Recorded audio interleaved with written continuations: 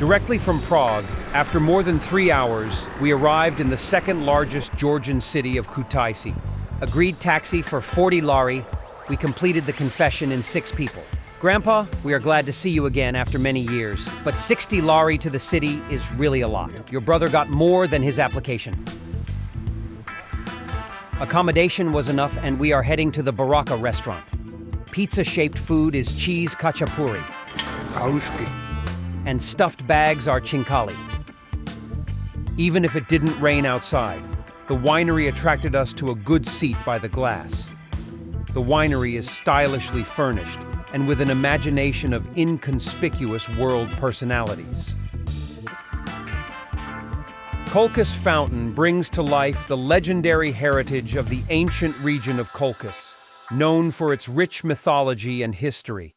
She tells stories about brave adventures that took place in these countries.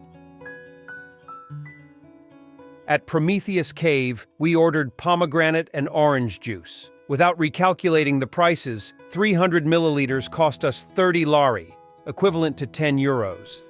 This huge cave has nothing in common with the fabulous story of Prometheus. The story inspired the former Georgian president to name it this way. It was originally referred to as Kumistavi Cave. It is a karst-type cave with distinctive decoration through which a river flows. Another mistake, now also with parking, when another grandfather waved us to free parking. It was free, but with a smaller taste we had to buy at least half a liter of less quality domestic wine. For that, a shot of 50 chacha was excellent. It's better to drive to the main parking lot. On the way, we visit the once important bathhouse Skaltubo, which is the attraction of the so-called urbex. This is because most of the buildings are abandoned. Decades of indifference are shown by the decay of once richly decorated structures, such as the Medea Sanatorium. There is free access to the building. On the spot, we see crumbling buildings like in a mystery movie. Refugees from Abkhazia were allegedly housed here after the war. From our research, we can see that some rooms were simply inhabited some time ago. Now, apart from a few tourists, we met only one good dog. During the Soviet era, 19 sanatoriums and hotels with a capacity of around 5,000 beds were gradually established throughout the spa. Up to 125,000 people were treated here annually. Spa House number 8 was intended for the general public. Children were mainly treated in concrete pools.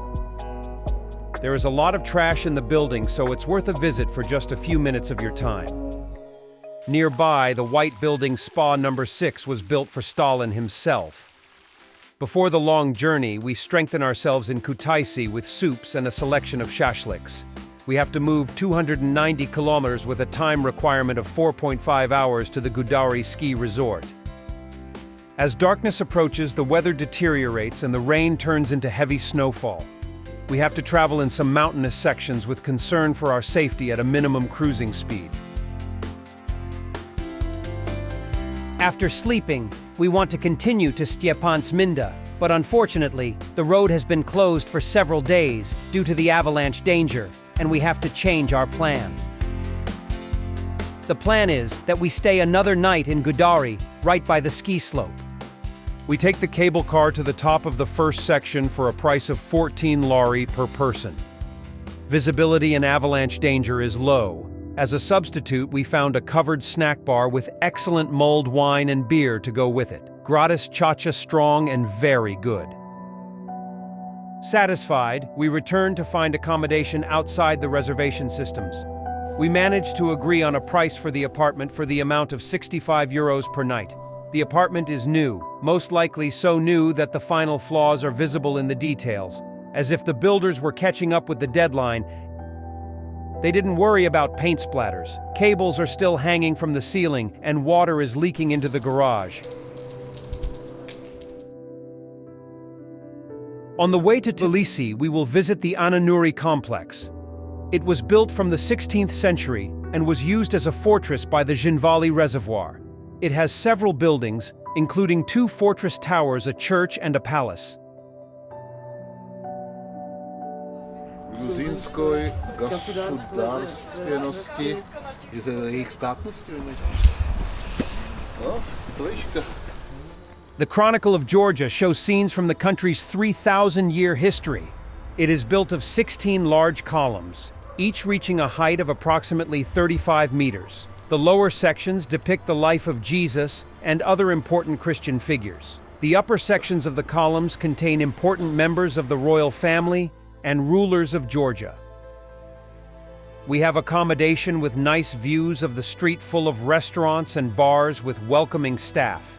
Here we know that Georgia can be quite expensive compared to Europe. Ordinary food and drink per person cost us 100 lari. Early in the morning we walk to the city center.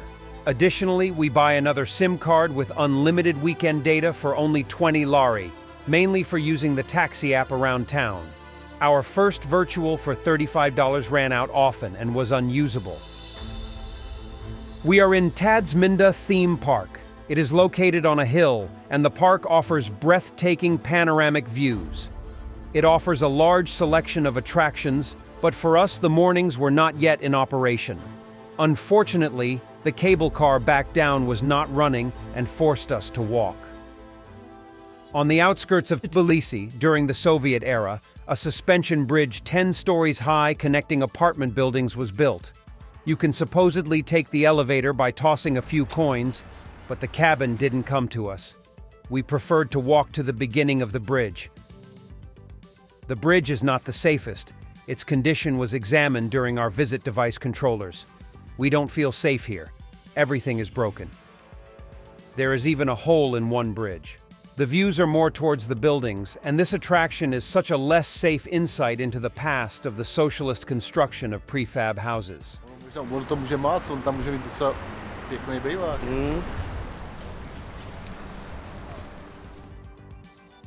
In a modern park, there is a music center building that looks like two pipes. The Peace Bridge is a modern architectural jewel that connects the historic part of the city with the modern districts over the Kura River. It is named in honor of the peace and friendship between Georgia and France. For a low price, which is the same as riding the subway, we take the cable car to large statue of Cartless Data, Mother of Georgia. But at first it was only possible to take a picture of her back before we found a hidden walkway down to get a frontal view of her.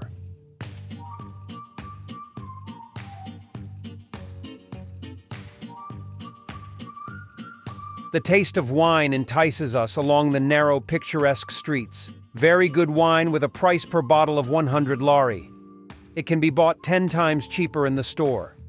After the wine therapy, we went to the sulfur spa. These spas are known for their historic spa houses and mineral springs, which are still a popular place for relaxation and healing treatments. We originally wanted to try the procedure, but the intense smell of rotten eggs smelling around us, we decided to exchange it for the Deserter Bazaar market near the main train station. Although we are here later in the afternoon, the stalls are open. We buy traditional Georgian sweets from Churchkela nuts, which are strung on a string and soaked in wine must thickened with flour. To prepare our own dinner, we buy especially tomatoes, peppers, and salad at the individual stands, and a Georgian fast-ripening cheese called sulguni. Ne, kolik to, ne půlku, půlku. Kolko stojí to? Půlku. Kolko stojí celý? To je hodná, ty. 5 of us ate it all, also with caviar. Under the course of a full stand, forming a large labyrinth without direction indicators, we arrive at the Red Line metro station to return back to the center. The first subway passengers rode in 1966. The metro here has a minimum interval of 1 minute. Even though these are original Soviet sets after reconstruction, they are very noisy, and the cars vibrate strongly when driving.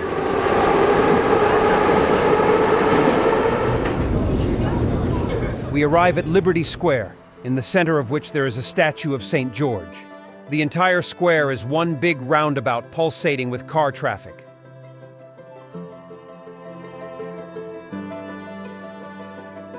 The Cathedral of the Holy Trinity was created in the spirit of renewal and revival after the collapse of the Soviet Union. I made my way in through the main entrance in vain. The open entrance is located on the right side of the cathedral.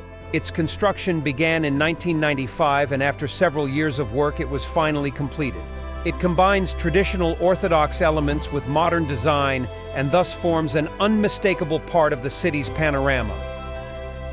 We have not had time to discover any more connected countries with the proper name Sakartvelo.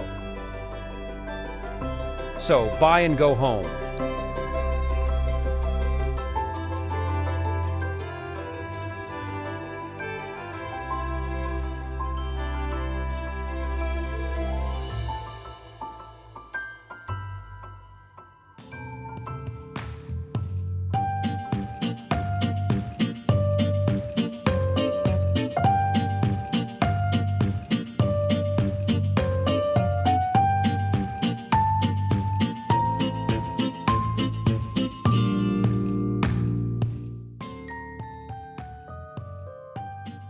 Man, they have a trap for a body. No, just Well, really which are then maybe necessary. it might confuse, they might be saying, well, it's a regular sauna.